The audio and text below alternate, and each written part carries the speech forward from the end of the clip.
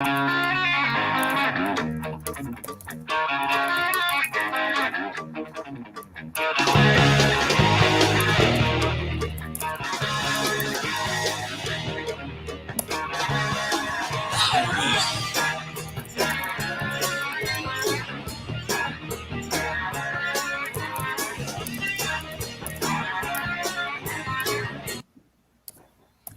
right, everybody. Bam! Here we are. All right. Sorry, I had to let that play a little bit longer than I intended because once you get going with the Ted Nugent, it's hard to stop.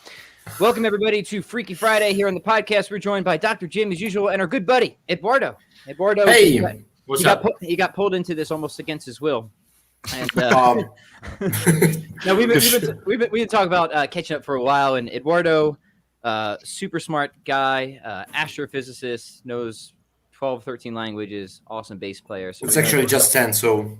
just 10? Oh, okay. All right. Merely 10. That's right. Merely 10. All right, so we'll get there. So as usual, gentle listeners, we're going to do some Q&A. Anything is fair game. Whatever you want to throw at us, please do. We'll answer as much as we can. If we don't know the answer, we will say we don't know or pretend to. Or just skip the question. We'll just skip the question altogether. But we did promise something special. Wait. Today, may I lead with something special? Please. Okay, so today is my birthday. No way, dude. I didn't even know. It is. And one of the things that my kids gave me for my birthday was this lovely chameleon sweatshirt. That's great, man. And I've tried to mourn in private as much as possible and not to drag all of you into my mourning.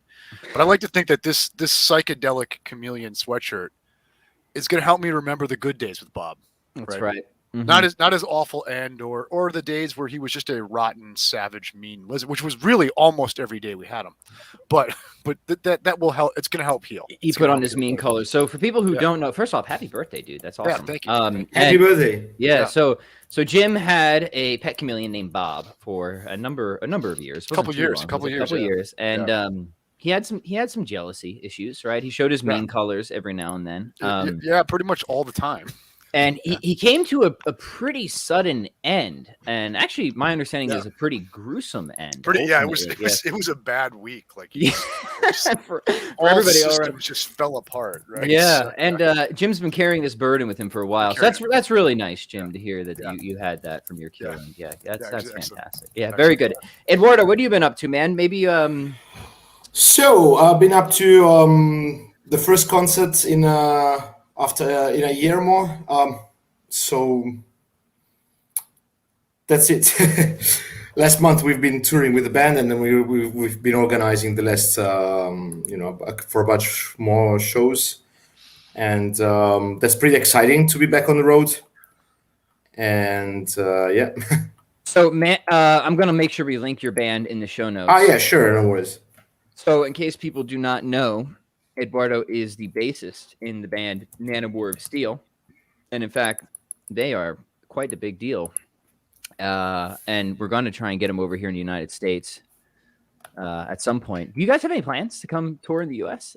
Anytime soon? We are working on that. Our label is working on that. So it's something that might happen sometime in the future. It's that would be awesome.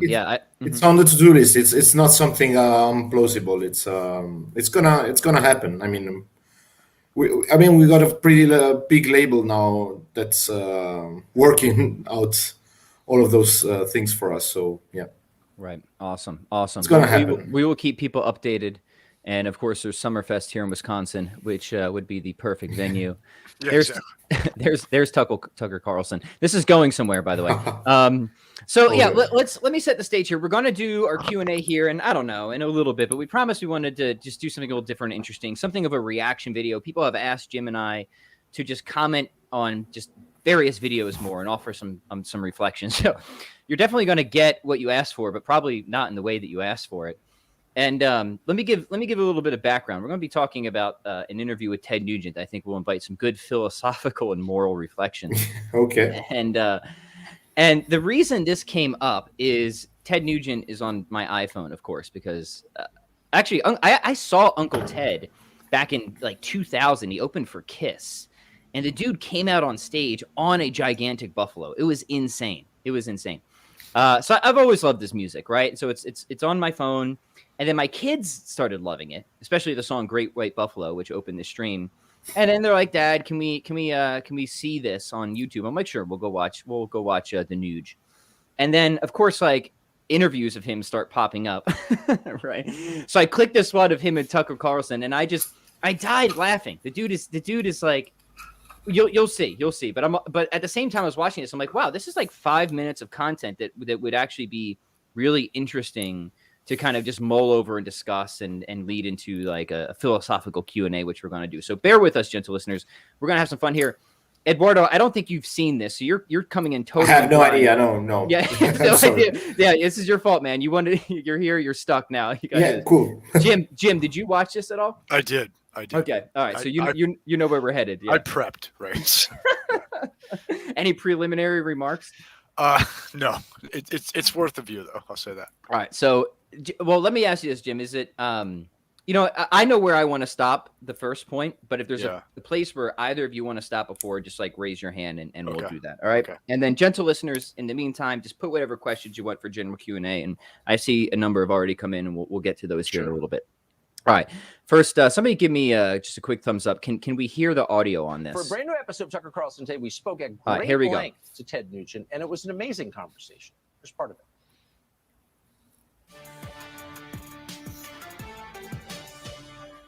I'm in a political firestorm. I've always been confrontational, especially regarding the Second Amendment and hunting rights.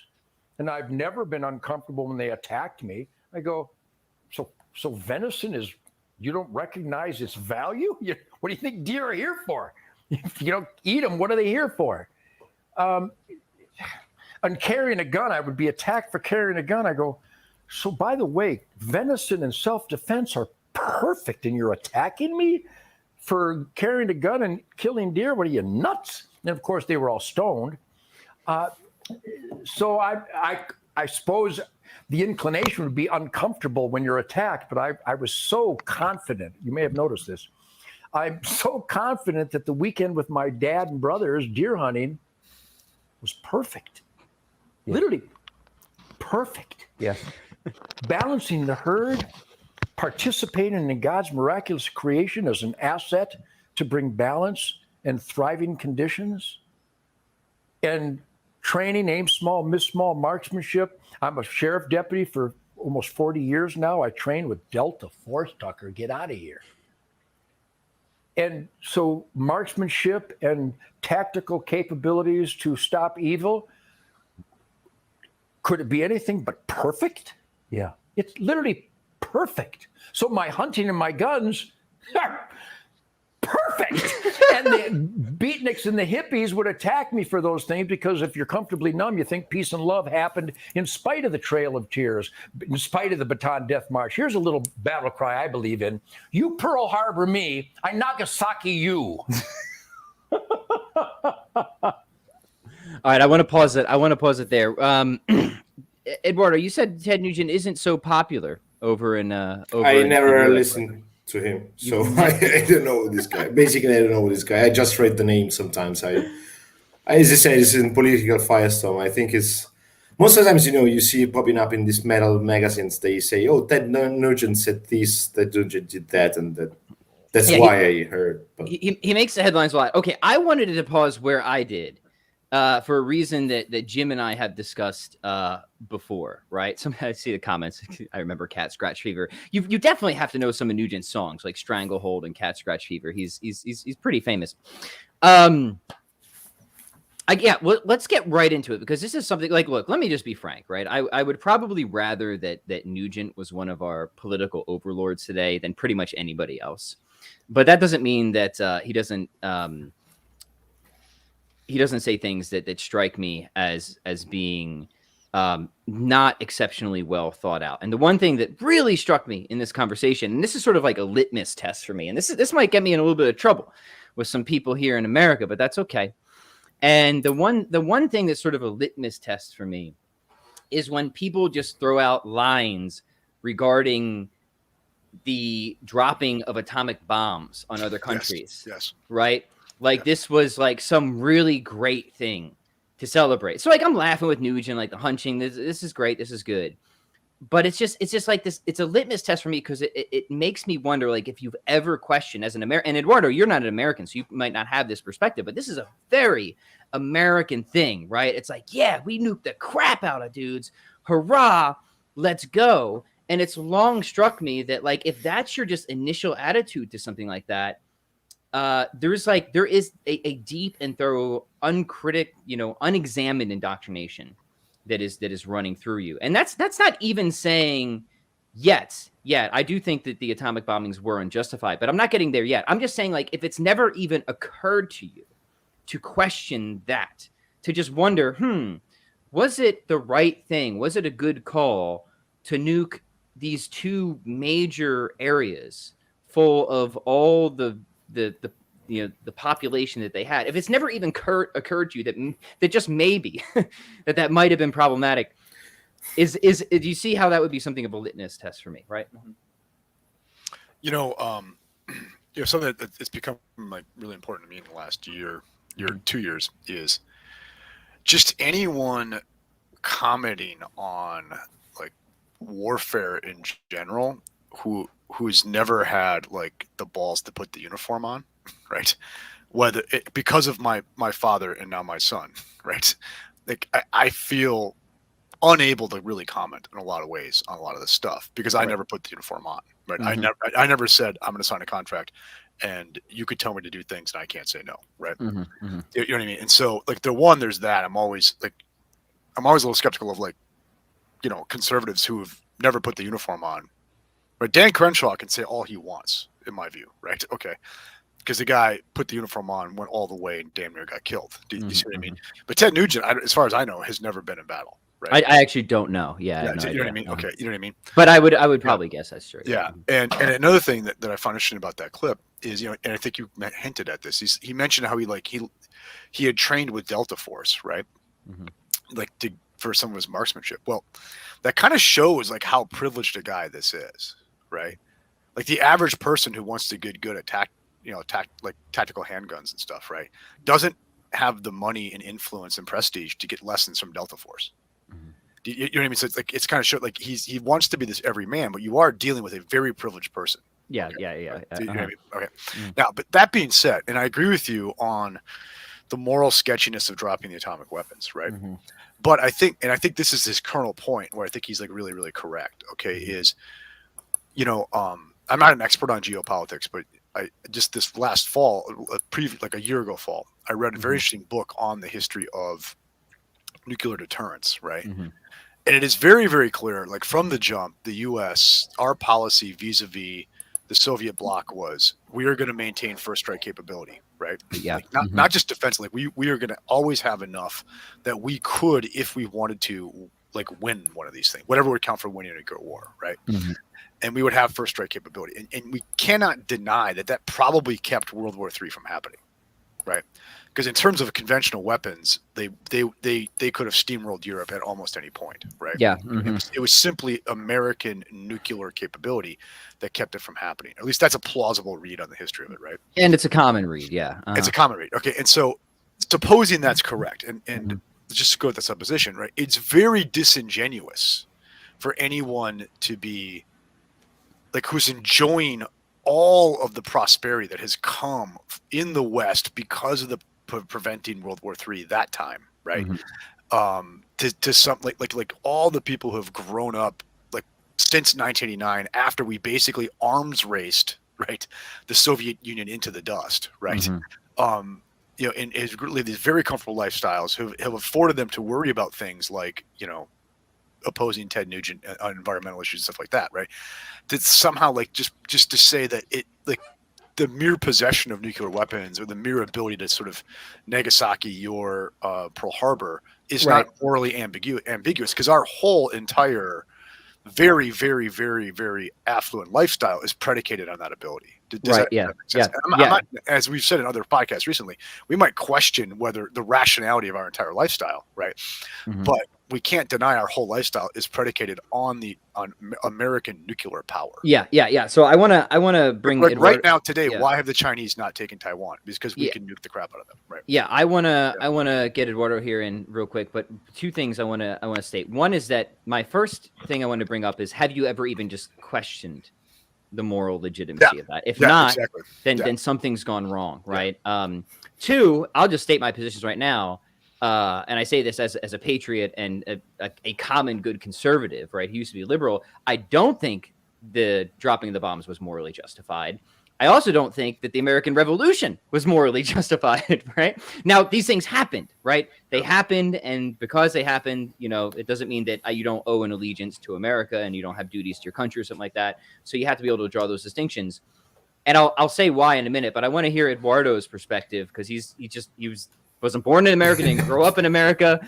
How do you look at this stuff? The dropping of the A bombs on Japan. I don't know. So I would say, I sort of swing through all possible political positions during my lifetime. So it's I held very pro and very against position. At some point, so it's not like I've never questioned it. I used to be a very anti-American, anti-West, and you used to be a Marxist at some point. I was communist leaning, for a long time, sure. So, I would say, at the moment, if you ask me, I would say it wasn't totally unjustified in the sense that if you just count the number of deaths that might have happened in the case of the U.S. invading by land Japan, if they had to organize a full-scale invasion of Japan, that might result in more casualties. And by the way, no one. That's the other thing. We always talk about nuclear weapons because they strike us as there's this kind of technology, there's some kind of myth around them, and they can make with such a small thing can kill so many people at the same time. But there were bombings that resulted in many more deaths than actually the ones of Hiroshima, like the bombing of Tokyo with the firebombing, firebombed Tokyo, and the bombings in it was in Dresden or Leipzig I think it was Dresden in Germany. There was a town that was just filled with refugees coming from the east, where the Soviet army was marching, and so it was basically they were bombing refugees. German refugees. They were on the wrong side, so to say, but still. So there's, I don't know. I'm always, open for any kind of debate. But if we're talking about war, then you need to find the solution that results in the least amount of damage, because no matter how you move, then you're gonna do some damage once you're Yeah, so that is the common response, right? My position is more strict. Is that one? There are always going to be situations, right, that are just intrinsically off limits, right? And killing non-combatants, innocent people, right? On the certainly on the scale that we did. And not just with the atomic bombings. I would say the same thing about the fire bombings too, right? Unjustified, for sure. It's not restricted to the atomic bombings. Those are just sort of the example that Ted Nugent brought up, which is why we're using it, right? Now, people will say exactly what you said, Eduardo, and was the main consideration. Is well, look, if we went in and tried to invade, in the sort of call it the old-fashioned way, probably many more people would die. And the answer is probably that's true, right? However, there's two considerations there. One is it does slip, I think, into a very problematic moral relativism from just a sort of utility calculus, which is bad news for any type of moral reasoning. But number two is we can't forget the conditions at the time that we were demanding unconditional or absolute surrender from Japan as well, right? And they were already seeking peace before that. So there was kind of a problem that we created in a sense, right, where they were trying to negotiate peace, but we were making some pretty crazy demands of what that peace would have to be. They weren't willing to accept that, and then we dropped the nukes, right? So it isn't just like it was either drop the nukes or invade by land. That's not what the conditions on the ground were. Japan was trying to reach peace agreements Now, one could say maybe we had to seek like absolute surrender for somebody for like Germany and Hitler. I think that's probably a more reasonable position. But for Japan, I don't think that's there. And people seem to kind of forget that consideration as well. And yeah, just one more point. And people will bring up, well, the common response from there is sort of the principle of double effect, right? Well, we weren't intending to kill the innocent people. We're just intending to either attack the combatants or people who are closely associated with that or factories of war. But that's ridiculous in this situation, right? The analogy that somebody gave once I think is good is like it's like saying that you're going to kill a spider on somebody's forehead by using a sledgehammer. Right. And just it's ridiculous. Like there's no legitimate situation that you could ever say, well, I was just intending to kill the spider. Right. No, but that was not the point. I mean, they knew that they were trying to kill innocent to just, get Germany. I mean, for all that matters, it's the same reason why they bombed Dresden, because they wanted the morale of the German people to fall down. And the same thing. And that's right. That's exactly right. Is that our intention was not trying to use the doctrine of double effect. That's what other people have tried to say to justify no, sure. it. Our intention was what you said, Eduardo. It was to completely demoralize. You're right about that. I don't think double effect works here, and because I think so. I let's say an intruder comes to my home, and I have a handgun, and I think I can use double effect to take actions that I know are going to kill him, right? Because if by a miracle he survived, but he was still subdued, I could still say my end was met. That's right. Like I shoot him through the forehead, right?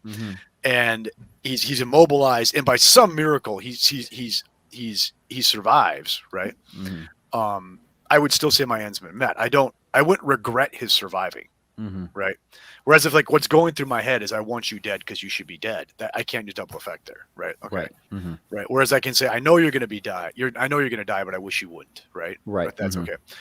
Whereas, I think if like the bomb goes off in Nagasaki and like nobody died, our ends were not met, right? Yeah. You know what I mean? Okay.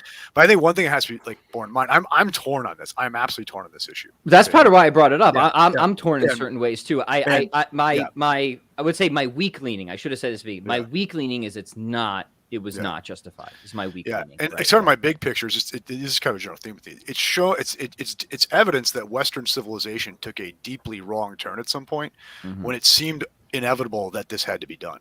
Okay. Do you see what I mean?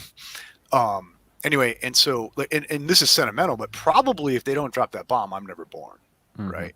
Because like my grandfather probably would have, like, he was, catching the tail end of World War II, right? And he probably would have gone to Japan and probably would, good chance he doesn't come back, right? But anyway, I think one thing to bear in mind too is one of many things that led us to do this, right, was what happened at Okinawa, right, which was our first time of fighting on actual Japanese soil, and the level of horror that they saw happen on Okinawa was like, even though like the Pacific Theater in World War II may have been like one of the most horrific wars ever fought, right? And even among that, it horrified what in light of what happened there, right? And just the number of Japanese civilians that were simply thrown off cliffs and stuff, right, by their own people, right, just to keep them from falling into American hands and things like that, and just to maximize the horror of it, right? This kind of like nihilistic death cult that had happened. Right. So I think that was part of the calculation, is that like people are going to die here, right? And the level of just absolutely just hellish horror that's going to go on, right, if we do it by way of invasion, as opposed to this more, and once again, I'm not saying it's the right thing to do, but this more like clinical way of dropping a nuke, right? You know what I mean? Is, there was a sense, I think, that this might be actually the more merciful way to do it to the Japanese people, right? Even though, I think you're right that we were making a certain type of demands that they almost could not agree to. Right. It is using something that is intrinsically evil to get an outcome that you think is good. Right. Yeah, but it seems like we had gotten ourselves in a position where there may not have been anything but intrinsic evils available. Right. Which shows to me something went wrong with civilization. Right. Like Like obviously this doesn't come in a vacuum. Right. Where it was like everything was fine. And then we had this it's the frame of a war. I mean, it's very hard to apply this kind of reasoning, when you're at war, because, I mean, we don't apply this kind of reasoning in normal times. Like people get crazy right now with COVID times and there's no war going on, but still, the rhetoric and the amount of evil, like sheer evil, has been done to people for not complying or for doing some kind of things to me striking. And then there's nothing, not even remotely close to the horrors that were, or to the dangers that were there in World War II. So I'm not surprised. I mean, on the other hand, aren't we demanding too much, like from human rationality at some point? Like, we have to, after 4 years of fighting, you need to be, that's to my completely point, disconnect from that. And it's not like you're coming from. It's like very easy to talk about this right now, but after 4 years, and someone comes and tells you, look, you have the option to end it tomorrow, and it's gonna cost this an amount of lives, or it can go on for an undetermined amount of time. This is why, for me, I think with the Second World War, Western civilization kind of quit making sense. Right. Yeah. Right. And something had been revealed about Western civilization, about right? The deep irrationality running through. Yeah, the deep irrationality running through Western civilization. Yeah, and to Eduardo's point, I mean that's absolutely right. Right, but there's a difference between something being understandable and something being morally permissible and acceptable. Like, you can understand why these decisions were made. And then you can and part of one of the best reflections I've seen on this actually comes from Anscombe. Have you read her paper, Mr. Truman's Decree? Right. So Elizabeth Anscombe, famous philosopher, she's at Oxford, and Oxford is about to give Truman like an honorary degree for what he did in the war. And Anscombe is like, hold on, guys. Like, let's actually take the time to think about if this dude actually deserves this honor that we're about to give him. And yeah, she talks about pretty much all the points that we've brought up, right? She considers possible counterfactual scenarios. She does look at the sort of political conditions. All right, it does seem like there were other alternatives here. Maybe they wouldn't have worked. They would have worked or not.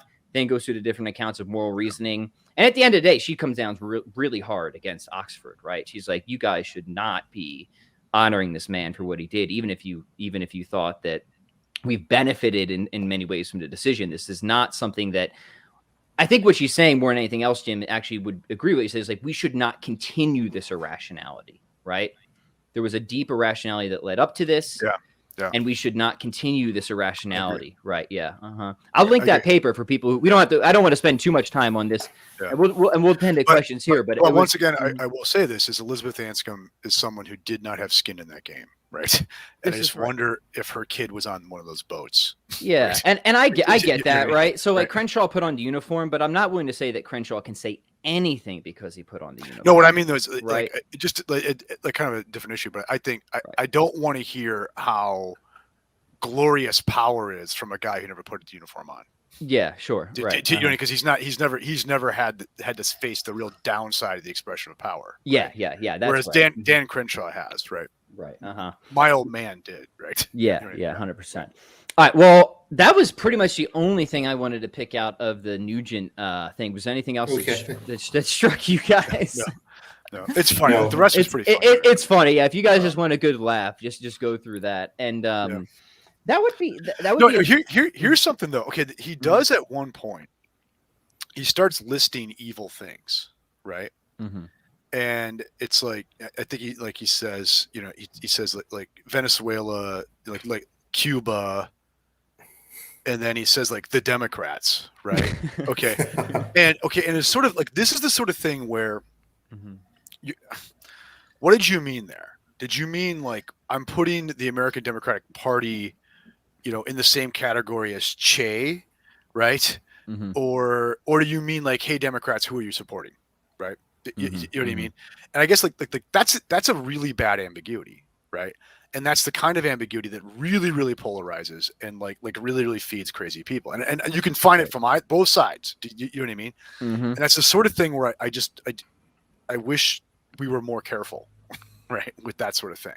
You know what I mean? Yeah, of course, right? And I mean, this is just kind of what you get from, I guess, political pop star talking heads. Exactly, yeah. But I mean, yeah, you're right. And like, look, I have almost zero sympathies with the policies of the Democratic Party these days. Of course, yeah. But yeah, let's be a little bit more subtle. But that's to Eduardo's point. I mean, like, where should our expectations be these days? Like, Mine are about as low That's as pretty low. about as low as a cockroach. Here. It's I have no expectations anymore. But Right. Yeah, if the scientists failed us this bad, I'm not expecting. I cannot expect much more from politicians. It's very. Yeah. No, that would be very irrational. Yeah, I'm not defending like the Democrats. No, I mean I understand what you mean. It's you shouldn't put them on the same. Of course they are not. Of course they're not. And it's the sort of thing that just what I'm sure that quote was picked up by some left-wing organization. See, Ted Nugent says Democratic Party is genocidal maniacs, right? Well, he may not have been saying that, okay, but he didn't go out of his way not to say it. Right? Right. You know what I mean? But it's like when there's this literal thing. All the time, it's like everything is Hitler, right? This reduction on the left side, and then you go told this is the ad Hitlerium fallacy, I call it, right? Yeah. Well, and Nugent's just, I guess, a good example to say that that type of language isn't exclusive to the left, even if it is almost, even if it's more prominent there, right? And if nothing else, we can say for people who are more conservative minded, hey, we can do better than that, right? And we should do better than that. Right.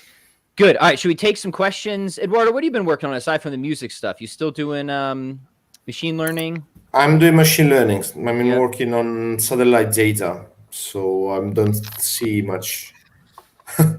So, Eduardo, do you make your living as a musician, or is that still a side thing for you?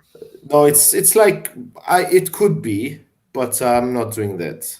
Yeah. First of all, I enjoy the work I'm doing. I enjoyed it when I was working in academia, but now even more. So, do you worry that if you did make your living as a musician, that it would kind of make fun not fun? No. Yeah. See, anytime I'm tempted to open a jiu-jitsu gym in the town I live in, I always worry that it's gonna, if I turn it into a job, right? Where I have to worry about paying the rent on a building or something, it's going to ruin it, right? Yeah.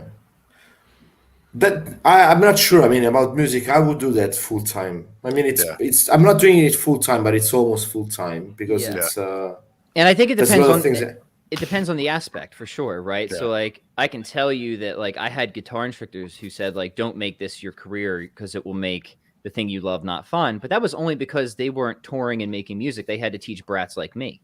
Right? Yeah. I'll tell you that about teaching philosophy, right? It's a good way to make fun out of it. Right. If you could just write books and that just look, if I could just train jiu-jitsu all day, no problem. But running a small business on top of it, right? That I would worry about. Yeah. Right. Yeah. And right. Yeah. Yeah. So there's I think from the friends that I know, Jim, like Sam. Yeah. He would say, I think he would say at the end of the day, it's absolutely 1,000 times more worth it. He was previously electrical engineer, right? So he was electrical engineer. Then he jumped to full-time gym ownership. And there's definitely aspects of it that are annoying and not fun, but he ain't going back in the other direction anytime. Oh yeah. Right, and also I have a very easy job. Yeah. Right. Yeah. Here it's 2:30 in the afternoon, and here we are. All right. Let's take some questions, and I know Eduardo's been doing some stuff on the old COVID front, so I want to make sure we get to that at some point. No, we can do it next time. We'll do that. All right, we'll do a separate stream on that. Let's do some questions. Yeah. Here is a question, Jim. This is going to be mostly for you, but we'll jam around on it. He wants to know, what are the major flaws of panpsychism in your view? And Jim, if you wouldn't mind, just for everybody in the audience, give us maybe an overview of that position. I think panpsychism in all its various forms, I think you did say it all amounts to the notion that mind, in some sense of mind, whether it's consciousness or rationality, is a fundamental feature of the world, and it's not compartmentalized to individuals, right? And if you say, what are the major flaws of panpsychism in your opinion, I would say I'm not sure there are major flaws to it. Okay. And I think the kinds of criticisms I made of panpsychism in my first book, I don't really stand behind anymore. I think they were pretty facile, right? My main worry about panpsychism is a lot of people calling themselves panpsychists still want to claim to be some kind of philosophical naturalist. And I think once you've turned to panpsychism, I think the naturalist, non-naturalist distinction has been basically sublated or diffused, right? It's not clear that there's such a distinction being made anymore, right? Yeah.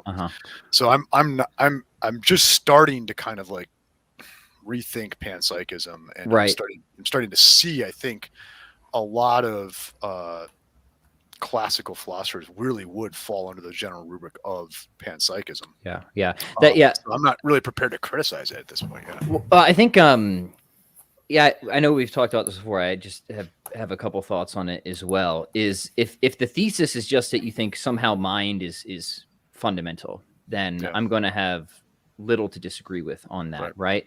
But then if you're right to the point about naturalists and naturalism, Jim. It has been interesting. You're more in philosophy of mind, but even in philosophy of metaphysics and religion, to see how exotic naturalism has gotten the past 20, 30 years, right? It's like reductionism, physicalism, they're definitely on the way out. I mean, the new Phil surveys came out, it's shipping, dude. That ship it's over 50% of philosophers claim to be non-materialist. Right. It's going. It's really not people realize this worldview ain't going to work anymore. But they're still kind of not willing to give up the naturalist project. So now they're just kind of bringing in all these what would previously have been considered unacceptable and exotic entities, right? And that's your point, right? It's at what point is this even meaningfully naturalism anymore, right? And I'll say this is okay. So if you take your standard, gosh, it's even funny to say this now, mainstream versions of naturalism, but there are now, or of panpsychism, right? Like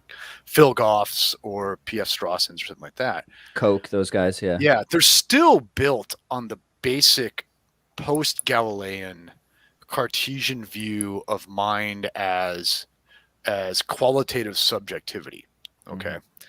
And so I still think they carry all of the problems inherent in that they have not really questioned the basic Cartesian package, right?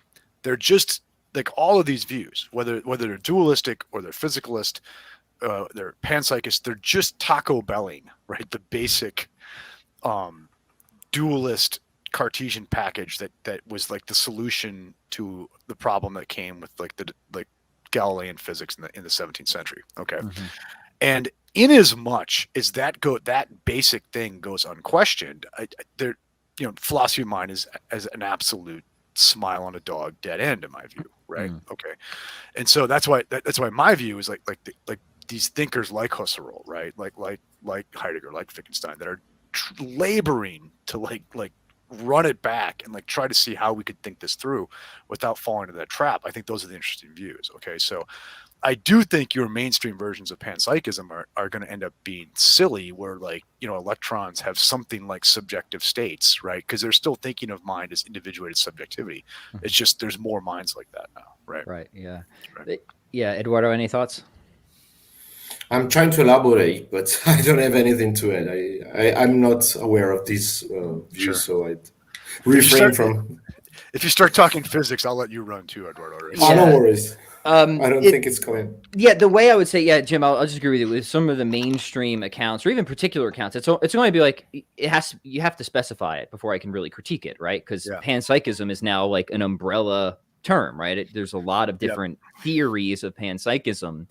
But yeah, I think a lot of them will still run into a lot of them. My major critique now is that they tend to relocate the problem generally to the microphysical rather than solve the problem. I agree. That's my critique. Right. And it's still the same Cartesian problem, right? Exactly. Right. Okay. So you just move the problem. You haven't solved the problem, right? You haven't solved the problem. And once again, I know I've been harping on this book on the show here lately, but Husserl's account of this in The Crisis of European Sciences is just brilliant. It really is. Yeah.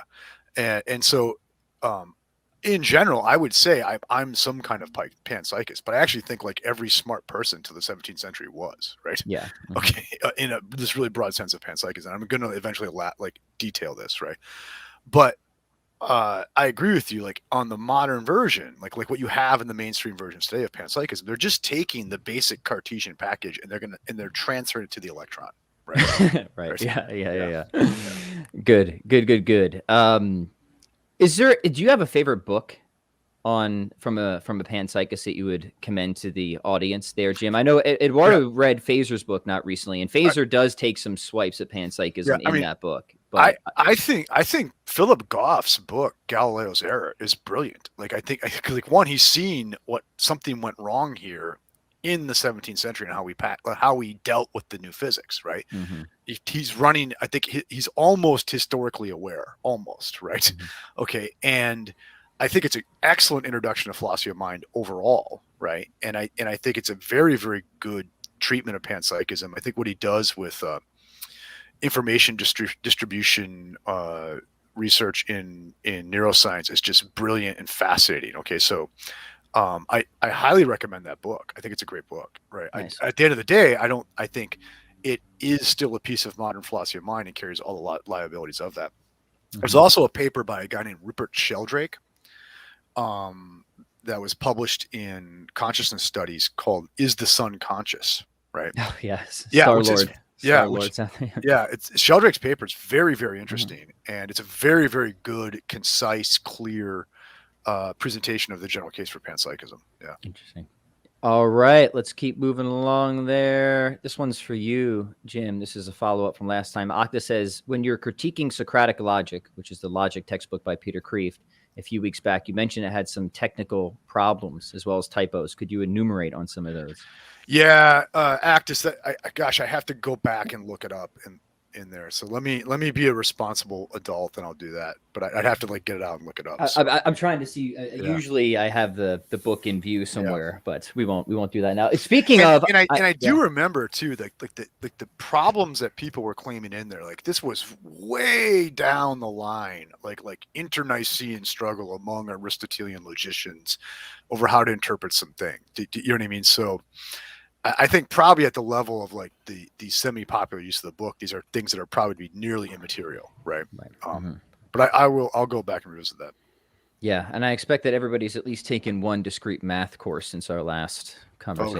I would hope so. Eduardo's got a big background in math. Eduardo, do you have any tips or advice for the audience for those who want to improve their mathematical and logical reasoning? Yeah, No, seriously, yeah. Give some advice, yeah. I have no advice. I mean, I think as everything, you sharpen your skills when you use them, and mathematics is you can be on a very theoretical level, and discuss about theorems and stuff, which you have to do at some point. But I guess that the more that you benefit from using mathematics is when you actually use it. So just apply it and try to understand why it works when it works and how it works and how we can sharpen your mathematical reasoning by actually applying it. I mean, for at least that's the way I do it. It's with programming or with mathematics in general. It's if you really want to grasp a concept, and it's the same thing with languages. Right. So if you really want to speak a language and understand what's the the concepts or some words, why are they spoken the way they are, or just speak the language without thinking about it, then you need to practice a lot. And same things with mathematics. I think you get more benefits from it when you start using it. So exercise, I guess you might say. I agree 100%. There's music too, right? There's music, everything. There's very good evidence that your one class in formal logic does you almost no good, right? In terms of actually improving your reasoning skills, it has to become a lifestyle, right? You have to. I think, at least for me, I benefited from it a lot when I was actually, solving mathematical problems at university. Yeah. But you went right in, you took logic, and then you were in a world of discrete ideas, right? Yeah. Same thing with mathematics. I mean, you can just read a pure maths book, and then you read it, and you cannot really grasp why is there such thing as a differential calculus. A few years ago, I got a used copy of a college textbook called Calculus as a Liberal Art. Okay. And it taught you the calculus through the history of mathematics. Okay. And it started with a basic Greek number theory and worked your way all the way up through until you worked the Leibniz-Newton debates and all that. Yeah. And you learn the calculus through the history. And I tell you that kind of, man, that upped my game intellectually. Just understanding the history of the West better. Right. In doing that. So but once again, I haven't practiced calculus, so I can't sit down and do anything with it. Right. Mm-hmm. Yeah. There's a related question I think we should just pull up. I just saw this one come in. We're going to go out of order. Samuel says, why is Bayes' theorem so prominent in contemporary philosophy of religion and philosophy in general? It seems kind of weird to me to treat philosophy as a type of math.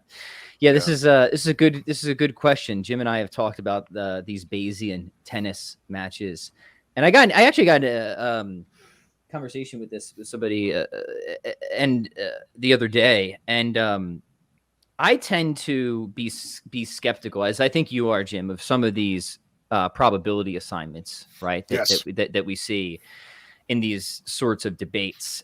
So, like, sometimes you'll have philosophers say, "Well, this hypothesis has a 99.97% probability," right? And it's like, how are you getting these assignments, right? It just seems ridiculous to me. So let's set the prima facie, probability of God's existence at 0.6. Yeah, or the resurrection, or this or that, or naturalism from evil, or something like that. Like, they'll set these specific assignments, and I'm like, how on earth are you getting? And I've never been convinced by that. I will say this, however, I think that it's still useful just using like the general tool of Bayesian probability to just ask from a reasonable or broad degree of expectation. What is the likelihood that I would expect this data given this hypothesis? And what is the likelihood that I would expect this data without that hypothesis? And now we're going to be working largely off intuitions, right? Yes. But I think this is still a useful tool because, for example, I'll give the one that I like. Like if I and this is from Tim McGrew. He does a lot in probability theory, right? If I'm walking in the woods and I find a cabin and it looks abandoned because the door is hanging off and there's moss, but I go inside the cabin, I discover that there's a cup of hot steeping tea. I immediately revise my hypothesis to this is an occupied cabin.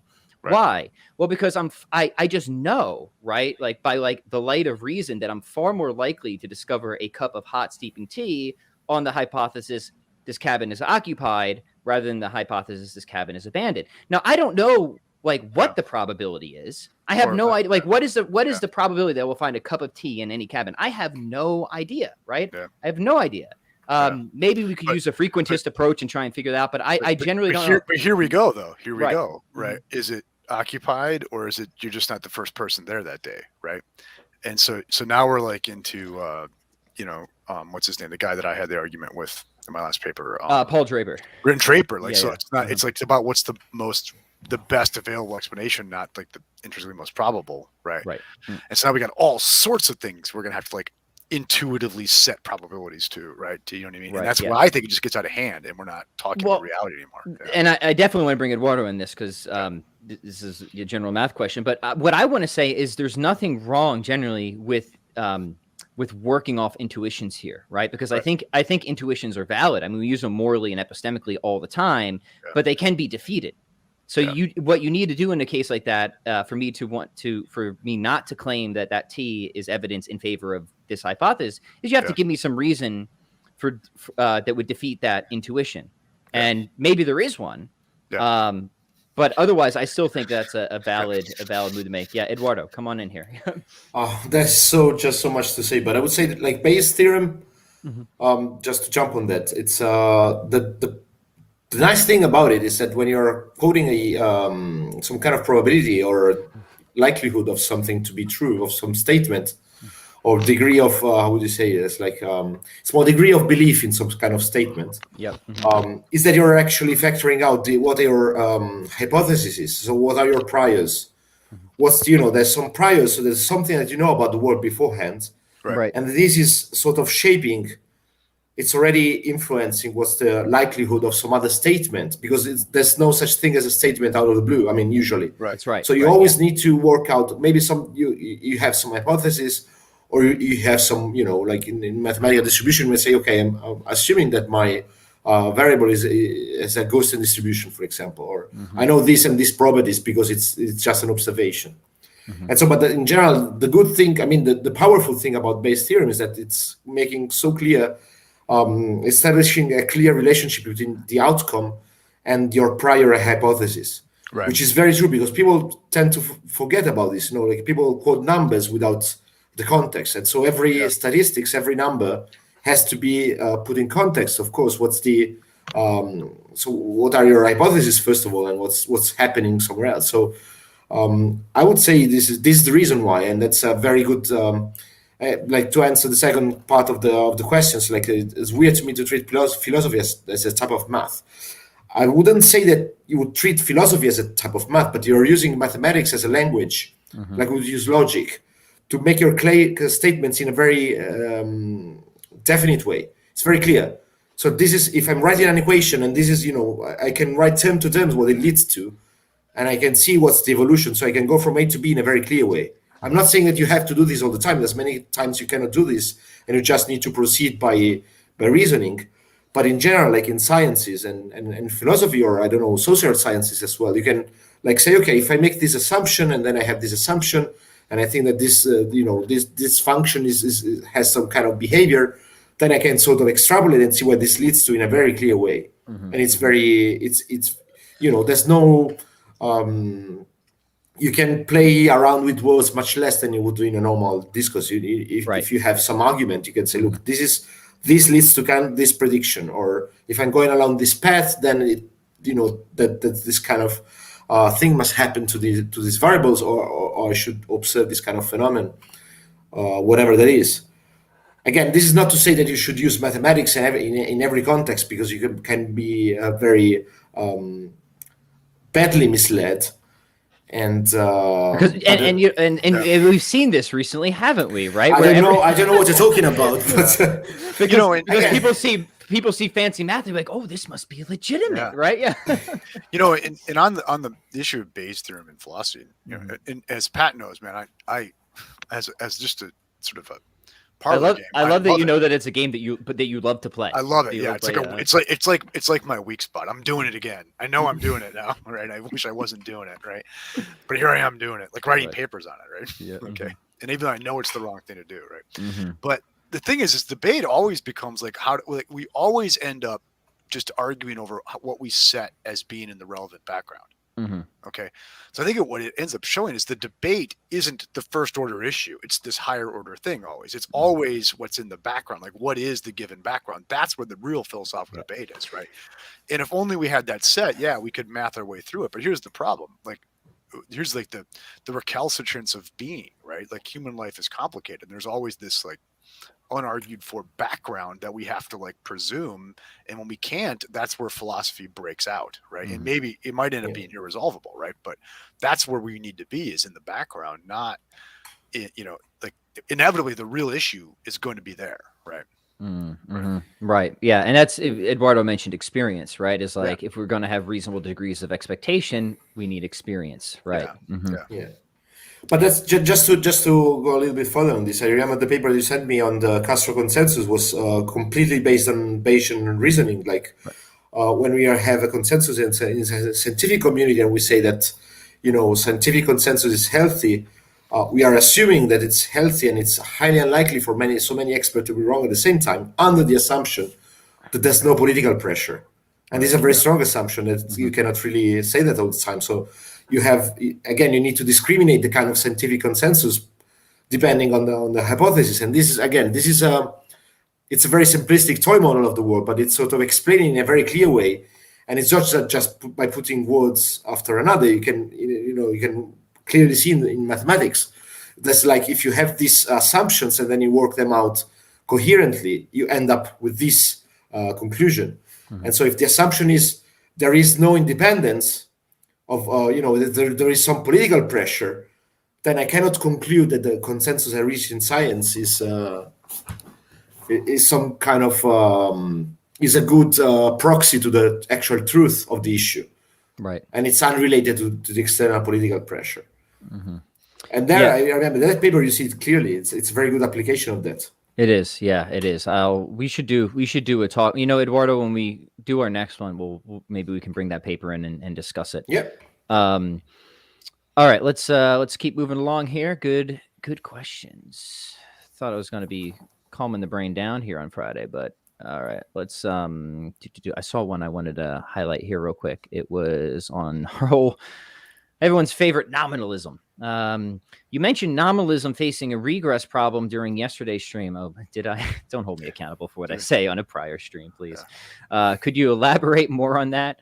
Are you saying that it's self-defeating? I mean, this is kind of a well-known issue, right? It goes back at least to, I think, Bertrand Russell, right? Is that the first guy who definitely not the first guy, but he's one who made this objection fairly prominent issue for nominalism, right? Nameism, if you want to call it that.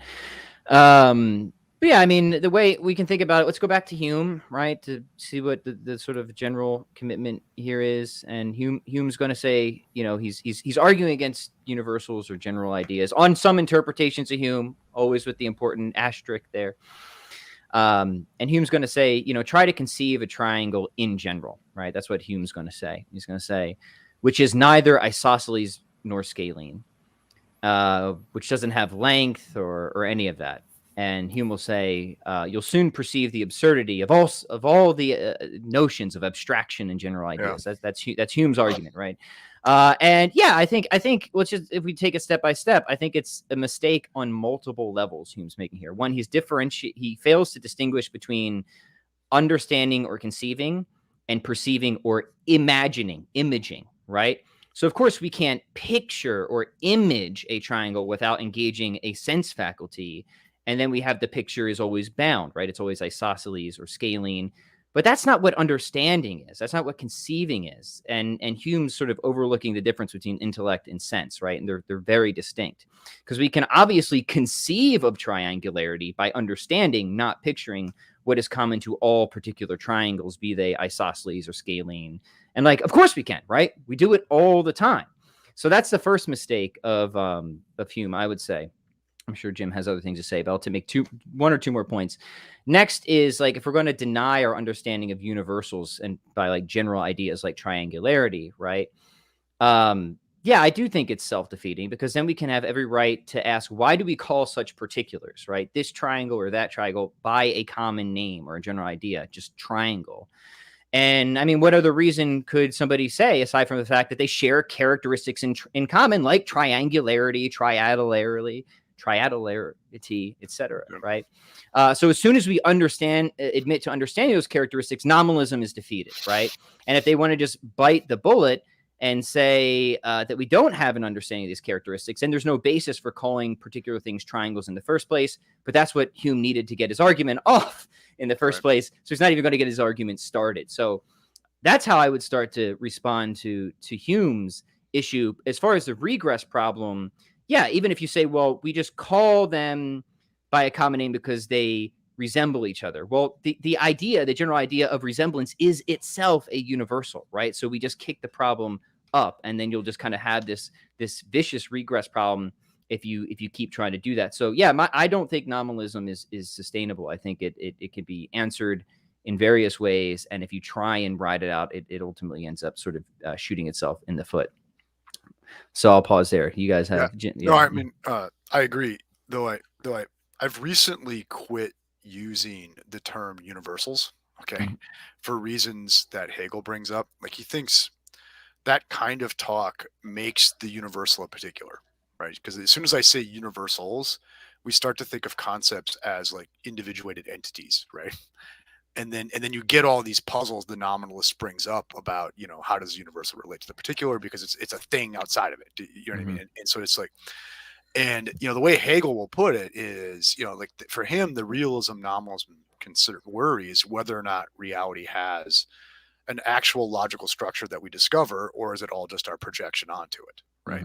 And so for him, the nominalist is someone, the Humean is someone, the skeptic is someone who just denies there's a logical structure to reality, right? All right. And Hegel's view is that, well, this is self-defeating, right? So like you Hume are clearly making arguments that you're clearly claiming to have traction in a real world, right? And unless there's a logical structure to that real world, those real arguments aren't going to have traction there, right? So I think for that reason, yeah, it's self-defeating, right? Do you see what I mean? And so I think like the claim that there isn't a logical structure to reality that we get to, right? If you're going to make an argument for it, right, is self-defeating, right? Because there wouldn't be arguments to get anywhere if that were the case, right? Yeah. Right. Or they would all be inductive, but then we have to, I think, in order for deduction to work, there have to be deductively valid laws of induction, right? We can't justify induction inductively, right? Right. Yeah, and we know Hume's will puzzles of Famously, induction too. Yeah. famously, Yeah. Eduardo, anything to add to any of that? No, I'm sorry. I'm completely unaware of the issue. So yeah, these are just the obscure debates and perennial debates. But yeah, here's a practical one. How do you guys handle ideological conflict with family going into the holidays, liberal or conservative politics or whatever? Yeah. Just don't take the bait, dude. Just watch the football game. Eat grandma's pie, and maybe bite your tongue. I mean, you love these people more than you love these issues. So just that's been my take forever on it, right? I've pretty much been banned by all my family that thinks differently from me at this point. So I'm like literally, like I don't even have this opportunity anymore. And it wasn't because I mouth off at holidays. It's just because like they can't stand certain people that I think differently than them on particular issues. So and this is a really sad thing, right? Like the deep rifts that happen in families because people just can't like get past it. You know what I mean?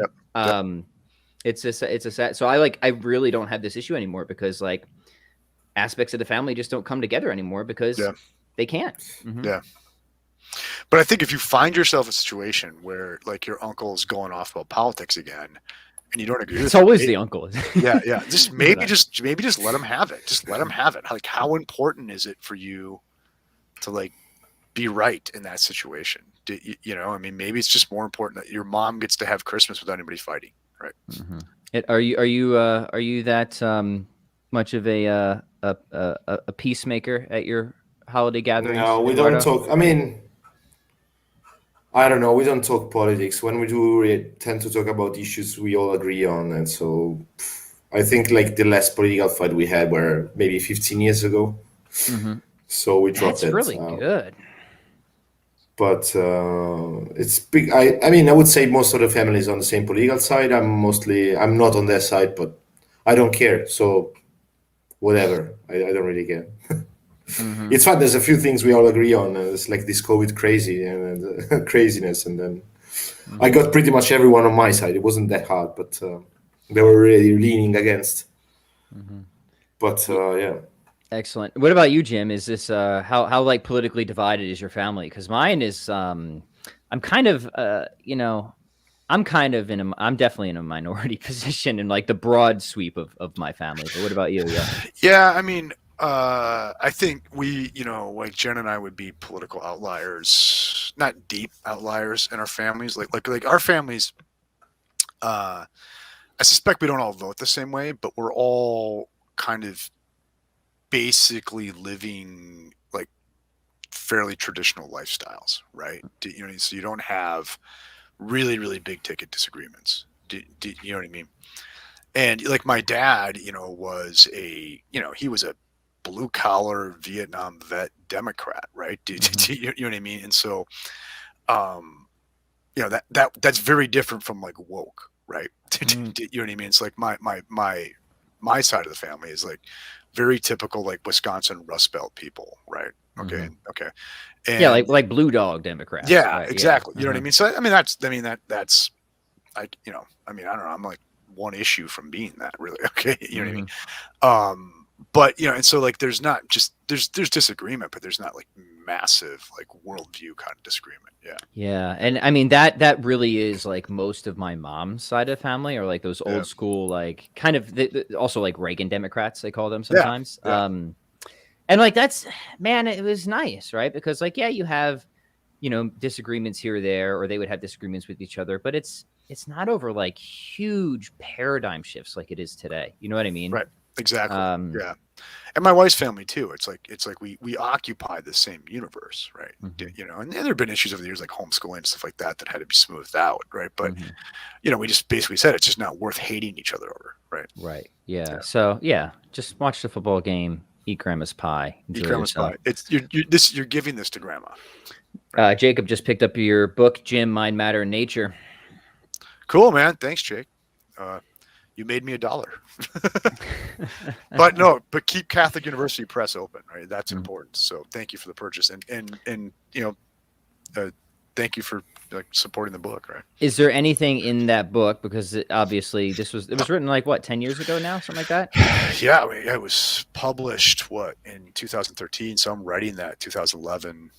Yeah, 2013. Yeah. So obviously ideas evolve, but totally. are there any like major ones of saying, hey, don't really take this section as seriously anymore? I'm far less sympathetic to Searle's Chinese room argument as I was there, and it plays a huge role in that book, right? Mm-hmm. Just in general, I think I was too dualist in that book, right? And so I'm much less so now, right? Like much has been rethought for me, right? I still think the Thomistic position that I'm sketching in that book is plausible and defensible, right? Mm-hmm. It's not really my position today, though. Do you know what I mean? But I do think it's a plausible, defensible position in the Thomistic neighborhood, right? Right. Groovy. All right, we're hit the hour here on Freaky Friday. Anything else you guys want to mention? Someone asked a fitness question about who was it? It was about what was my let's find that. What is it? Antonio Poblaki. Yeah. So he asked, "What's my cold exposure plan for the winter?" I don't really have a hardcore plan for it. I've been doing the cold shower thing in the warm months here because it's not cold outside. But now for the winter, I'm just going to try to work out outside with as little clothing as I can stand, right? For as much as the winter as I can stand it. Yeah. And for me, it's gotten to like I think there is some health benefit to doing this, but for me, it's just gotten, I like it. And I like having the full range of human experience. And I do find when I'm like out jogging in a tank top and it's 30 degrees out, that there's a kind of like really sharp sense of being in nature, right? That comes out to me. So that's it. I mean, I'm doing my walks and my jogs, and even my kettlebell stuff and all that, just outdoors. Mm-hmm. With it, I'm not going to get frostbite, right? Okay. But it is being as cold as I can stand. Yeah. Right. Yeah. I'm not. Yeah. Right. I'm not going to pretend like I'm doing this. Yeah. I live in Wisconsin. It's freezing here already. Yeah, exactly. How's in Kansas than Wisconsin? Yeah. Yeah. How's the weather in Rome right now, Eduardo? It was raining today, so. But not too frigid. Yeah, it's usual. Fall. Yeah. So. It's okay. All right, Eduardo, before we go, tell people tell the gentle listeners where they can find your stream, your music, all that good stuff. I think they just the easiest way is to Google Nanowar of Steel or just look for Norwegian reggaeton. So they can catch us if they look on that.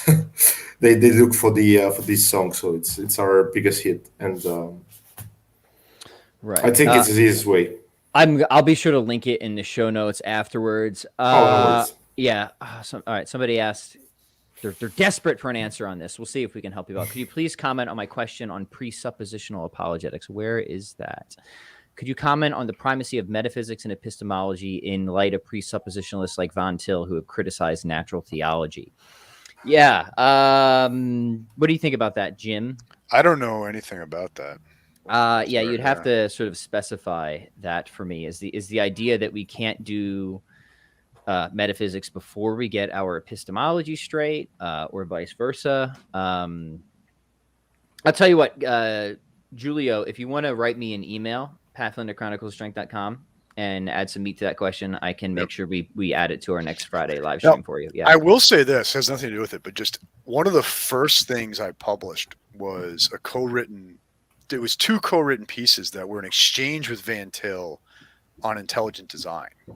Oh yeah, that's funny. Yeah, going way back. I mean, this is like 2002, right? Mm-hmm. So if someone's interested in Van Til, I have interacted with him. Yeah. Yeah. I mean, I think it's so the way I see it. I mean, I'm not. I don't want to speak too quickly because I have not engaged Van Til that much. Yeah. I'm always worried about straw manning, right? Yeah. Totally. Yeah. So just understand. I'm trying to be careful here. the way I see epistemological comparisons in worldviews, so I'm like a broadly Reedian guy with epistemology, right? I think we have to assume proper functionalism and that sort of thing. And then we can legitimately ask, well, without bringing in our probability assignments, because that's always tough, right? We can ask what background theory would better lead us to expect generally reliable cognitive faculties, stuff like that, right? I think that is a legitimate form of inquiry in worldview comparison, right? And if we have a background theory that just doesn't, that like, let's say this, all other considerations equal, if we have a background theory that would seem to favor or better predict cognitive reliability, I would say we should go with that background theory. Is how I would position that in worldview comparisons. I don't know if that answers your question at all, but that's just what came to my mind. Right. Mm-hmm. Cool. All right, we're going to close out here. Peace, people. Please like, share, comment, and subscribe. Go check out Nanowar Steel. Thanks, Eduardo, for joining us, and we'll catch you guys Thanks for inviting. next time. I'm going to get some